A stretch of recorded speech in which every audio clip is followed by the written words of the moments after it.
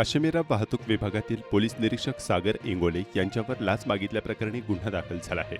Mira Bhayandar बसविरार police आयुक्तालयाअंतर्गत कार्यरत असलेल्या एका महिला पोलीस हवालदाराने लाईट ड्युटी देण्यासाठी दरमहा 15,000 रुपयांची लाच मागितल्याची तक्रार केली होती। सततच्या मागणीमुळे त्रस्त होऊन संबंधित महिलेने 5 सप्टेंबर 2025 रोजी मुंबई लाचलुचपत प्रतिबंधक विभागाकडे धाव घेतली। तक्रारीनंतर एसीबीने 9 आणि 25 सप्टेंबर रोजी पडताळणी केली। या दरम्यान इंगोले यांनी जेवढे शक्य आहे तेवढे दे असे सांगताच लाच स्वीकारण्यास संमती दर्शवल्याचे निष्पन्न झाले। तपासाअंती एसीबीचे सहाय्यक पोलीस आयुक्त दयानंद सावंत यांच्या फिर्यादीवरून 30 मार्च 2026 रोजी काश्मीरा पोलीस ठाण्यात याबाबत गुन्हा नोंदवण्यात आला।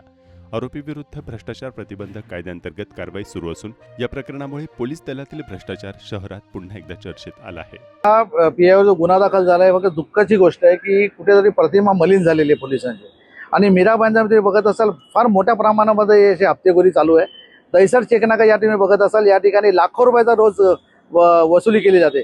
जीजेच्या फक्त गाड्या अडवल्या जातात त्या ठिकाणी अडवल्यानंतर त्या ठिकाणी तोडपाणी झाल्यानंतर अमर पॅलेसकडे आल्यानंतर वेस्टर्न हॉटेलकडे या ठिकाणी मोठ्या प्रमाणामध्ये ही हप्ताबाजी चालू आहे।